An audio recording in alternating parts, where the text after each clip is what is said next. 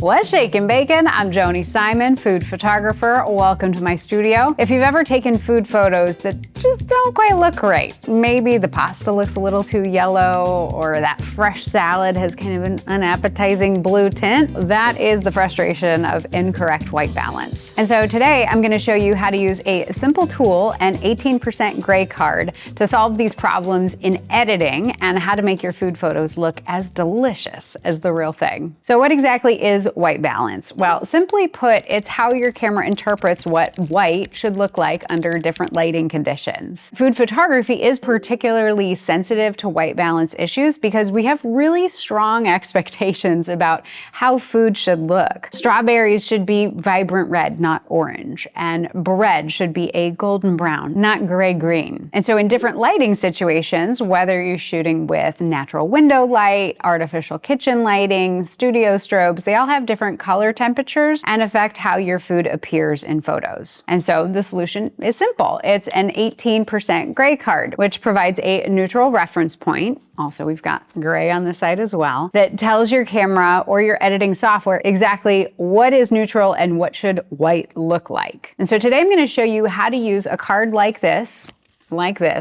to correct your white balance in editing. But before we do that, I do want to share that not all gray cards are created equal. I actually did some testing a while back and found that quality actually makes a significant difference in accuracy. Because you look at the price of ones like this and you're like, really, I'm going to pay that much money for a piece of paper with a bunch of colored squares? Yeah, actually, it's important because I ran side-by-side tests of the Calibrite card that I own against a cheap $10 card from Amazon, and then also just a plain sheet of white paper. And you can actually see the color accuracy of the Calibrite card is the best, followed by the white paper, and then the cheap card is actually the worst, like major color cast issues. Now, if you can't afford a card like this, I absolutely understand it's a significant investment, but I would say in that case, then just use some white printer paper. You're going to be better off. But I do like to use the Calibrite cards because they are genuinely neutral gray. That's what makes them more effective. And I do this work as a professional, so it's a worthwhile investment for me. Now, this is their video card, which I use for video, but also works for stills. But what makes these cards so special is that they use a specialized neutral color paper and actual graphite instead of ink for the gray portions,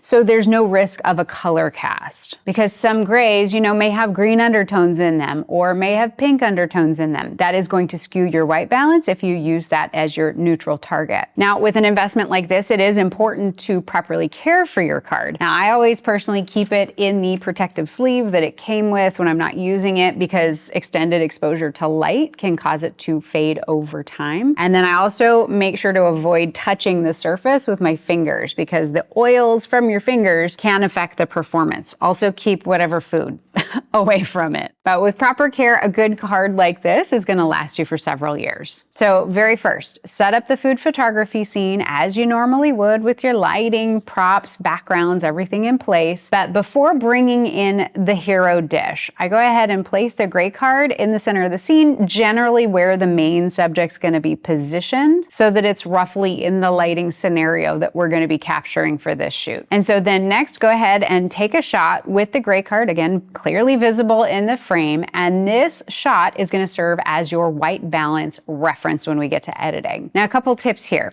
It also helps to be shooting in RAW because that's going to give you the greatest amount of flexibility and accuracy for color correction when we get into editing. Now, if you're not familiar with RAW versus JPEG, I have a video about that linked down below. Now, it also helps if you are shooting in a white balance setting on your camera that's not shifting the color temperature from shot to shot. Because, for example, if you're shooting in auto white balance, the camera is actually calibrating white balance from shot to shot each individual time. It is adjusting it to auto white balance. One shot might be 5100 Kelvin. You may notice then the next one is 5300. That's auto doing what auto does. But shooting in auto is going to add complexity to your workflow in editing because you don't have a consistent white balance from shot to shot. So like for me, my camera, I'm most often shooting in the daylight white balance balance setting because the color temperature of the lights that I'm using are daylight balanced. If you're using natural window light, again, I'd say daylight setting is great for that too. You could also set the specific Kelvin temperature if you kind of play around with the white balance and you're like, 5200 looks just right. Each camera is admittedly different, but ultimately for me personally, this is my philosophy, is I don't get too hung up on perfect white balance settings in camera as long as I'm shooting raw. And then I just use this color checker method to adjust the images in post because it's literally a one-click solve to fix it in post. And so my recommendation, don't shoot auto white balance. Select a specific white balance setting that's going to get you roughly in the right ballpark of correct white balance. But again, obsession, not going to be helpful in this situation. Get close enough. Editing is going to help to take us the rest of the way. So now we got our reference shot. We remove the gray card, bring the beautiful food in, and proceed with the rest of the shoot. Now, if at any point you change your lighting significantly, I'm not talking about like, I move the light here, I move the light here, but if you swap modifiers, I go from a softbox to an umbrella, or I go from one light to another, I've got a speed light, and then all of a sudden I'm like,